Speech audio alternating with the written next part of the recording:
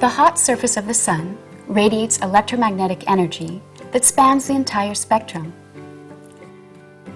The intensity of the light is greatest in the visible portion of the spectrum, and the warmth we feel on a sunny day is due to the absorption of infrared radiation.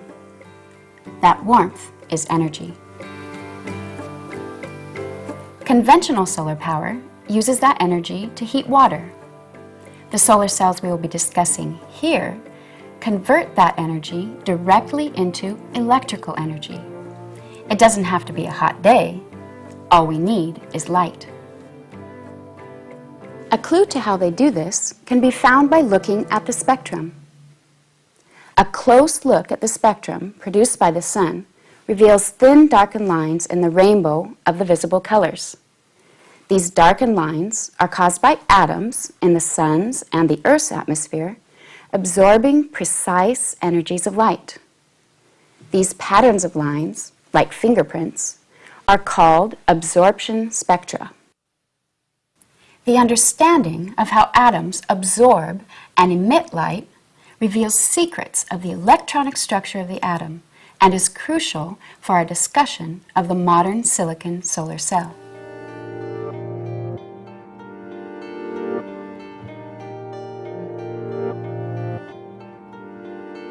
Niels Bohr proposed the first successful model of the hydrogen atom in 1913. It was a simple planetary model like the Earth orbiting around the Sun. A light negative electron in a circular orbit around a heavy, nearly stationary positive proton. Instead of a gravitational force, an attractive electric force holds the electron in its orbit. In order for the model to work, Bohr had to make a radical proposal. The electron can only occupy certain stable orbits with prescribed energies. The electron orbit closest to the proton has the lowest energy. Energy is needed to pull or lift the electron away from the proton, so orbits with larger radii have higher energies. If an electron is to jump from a lower orbit to a higher orbit, it will require an energy source. The energy source? Light.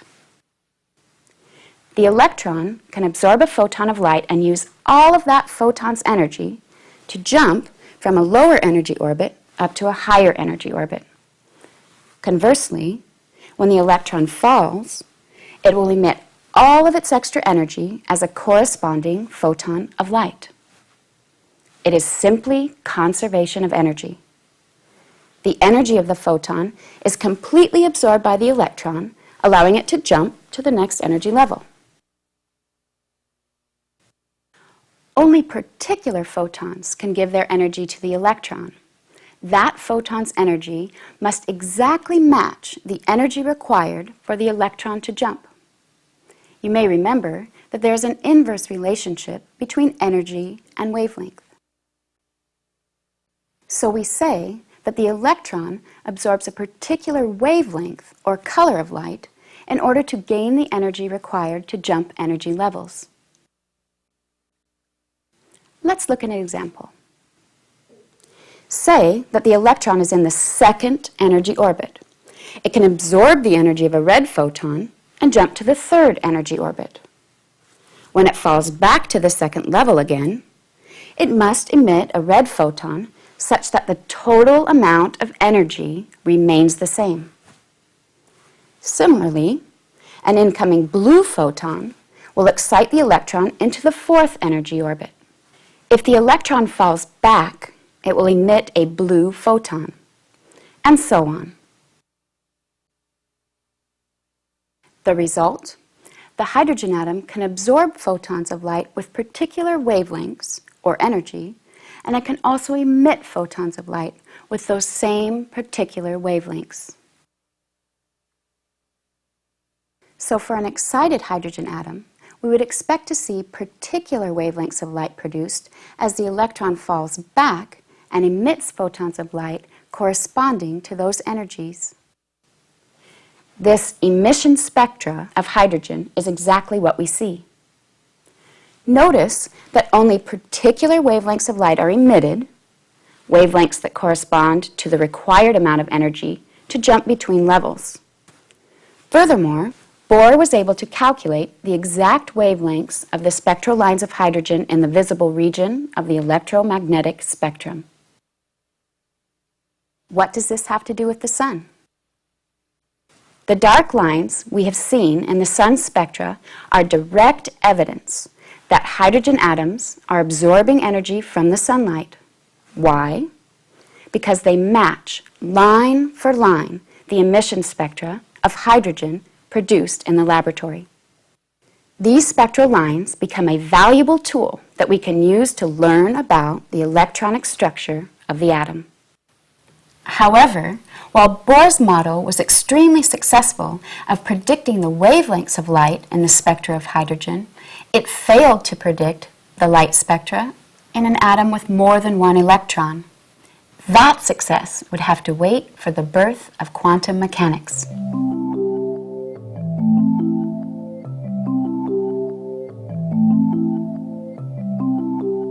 The first papers that describe quantum mechanics were published in 1926. They not only gave us a description of the atom when more than one electron is involved, they completely revolutionized physics and chemistry. The atoms of elements, other than hydrogen, contain 2 or more positive protons and an equal number of negative electrons. The number of protons identifies the element. You may recall that the positive protons are located at the compact center of the atom called the nucleus. Also in the nucleus are the electrically neutral particles called neutrons that will not enter into our discussion here. The electrons can be thought of as filling diffuse shells that surround the nucleus, similar to the orbits of the Bohr atom. The first shell can hold up to 2 electrons. The second and third shells can each hold up to 8, and so on. The modern photovoltaic cell consists primarily of silicon atoms. An atom of silicon has 14 protons. Of its 14 electrons, 2 fill the first shell, 8 fill the second shell, leaving 4 in the third shell. These 4 outer electrons are called valence electrons. They are important because they are involved in interactions with other atoms, as in the case of chemical bonds. But ordinary silicon will not help us capture and use the energy of the photons coming from the sun. We will need 2 other elements that are close in their electronic structure to silicon. The first is boron. An atom of boron has 5 protons and 5 electrons, 2 filling the first shell, leaving 3 valence electrons in the outer second shell, 1 less than silicon. The second is phosphorus. An atom of phosphorus has 15 protons and 15 electrons, with 5 of these valence electrons, 1 more than silicon.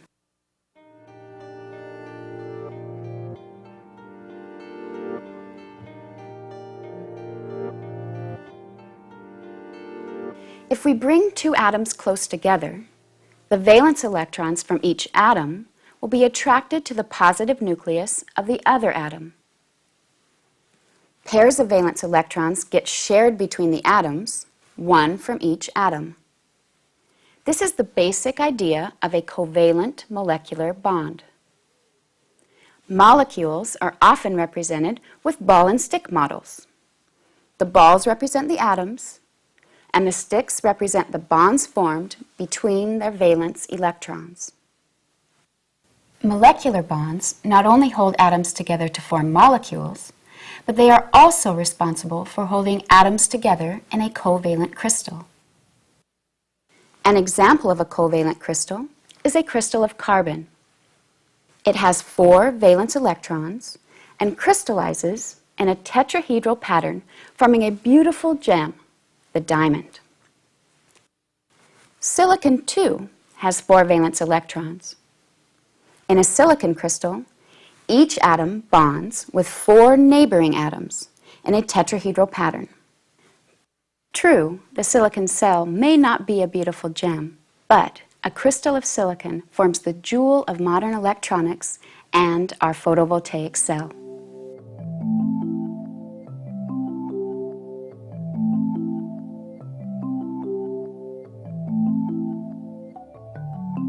For our discussion, we will simplify the representation of the silicon crystal.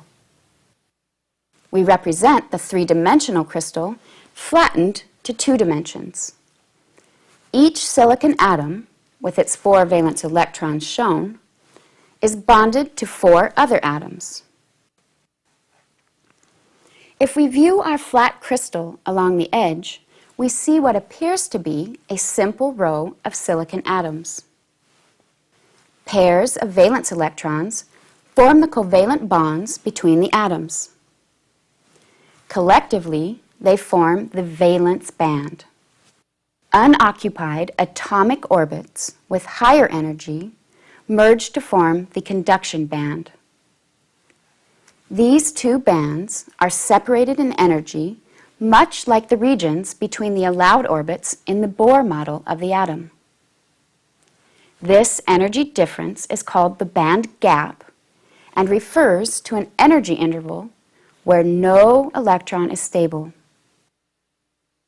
Since the silicon atoms in the crystal are electrically neutral, we will indicate this neutrality by graying them out. Now, let's shine a light on our silicon crystal.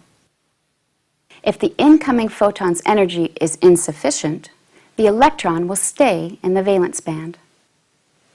However, if a photon of light has sufficient energy, a valence electron can absorb that photon, jumping up into the conduction band.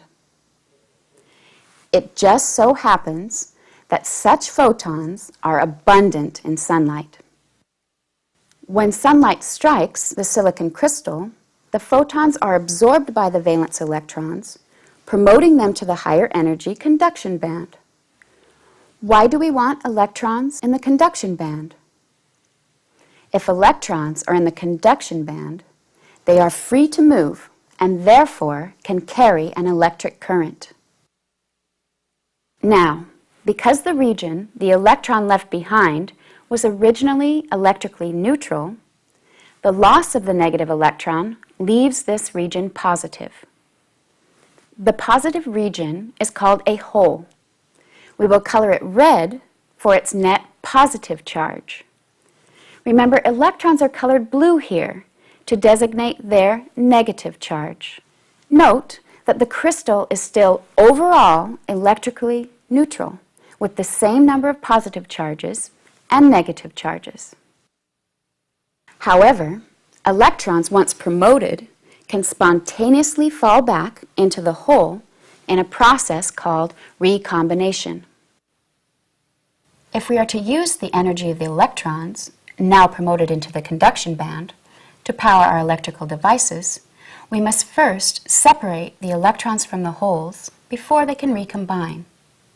We can accomplish this with an electric field. A simple example of this would be connecting a battery across the ends, say a positive terminal on the left and a negative terminal on the right. The positive terminal will attract the mobile conduction electrons so that they will move toward the positive side. At the same time, valence electrons move to fill the holes, leaving new holes behind. The result is that the holes migrate toward the negative terminal, and we have an electric current. But a crucial point for our solar cell is that we don't need a battery to create our electric field. A modern solar cell incorporates an intrinsic electric field that will separate our charges, giving us the current we need. So how do we create this electric field? A modern solar cell uses a p-n junction.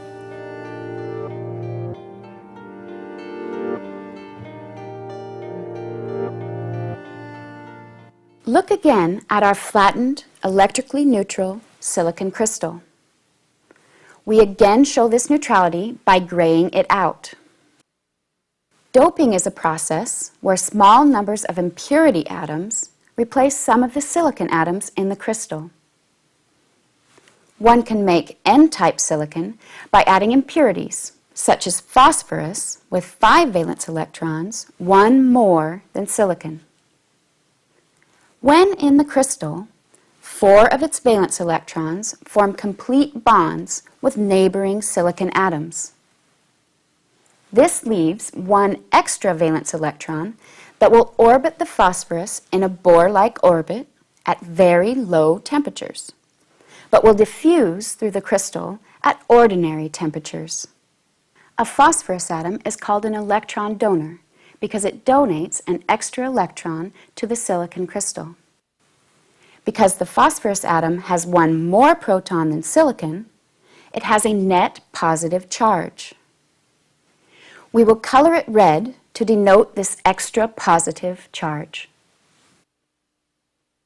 One can make p-type silicon by adding impurities, such as boron, with only 3 valence electrons.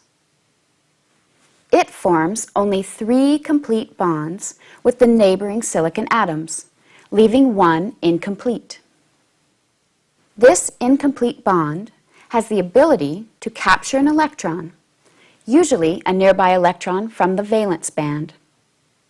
This neighboring electron leaves behind a positive hole that can diffuse through the crystal at ordinary temperatures. With an extra electron near the boron, the region has a net negative charge. Because of this, the boron is called an electron acceptor. We will color the boron atom blue to denote its net negative charge.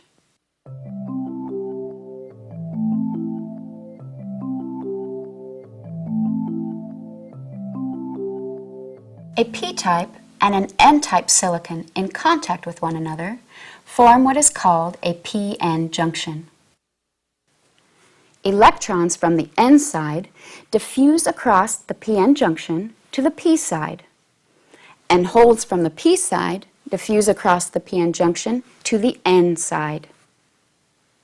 The electrons and holes can then recombine. The result is a net negative charge on the p side of the junction and a net positive charge on the n side, creating a strong electric field across the junction. Now, when we shine light at our p-n junction, an electron will be excited from the valence band into the conduction band, leaving behind a hole. This time, however, before the hole and electron can recombine to emit a photon, they are separated by the electric field created by the p-n junction. The negative electrons move to the positive region, and the positive holes migrate to the negative region. By separating the electrons from their holes, we have prevented their spontaneous recombination and loss of their excitation energy.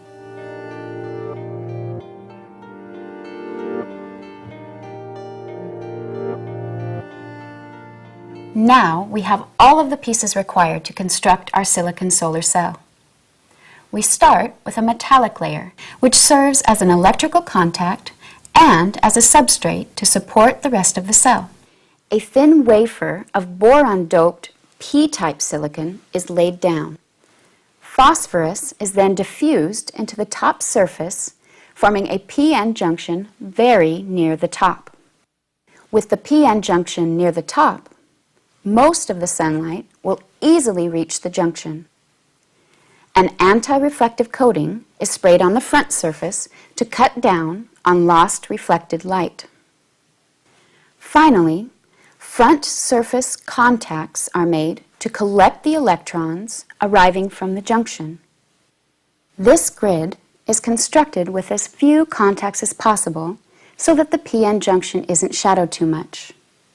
We can now power a light bulb or electric motor by completing the circuit. Our cell is complete.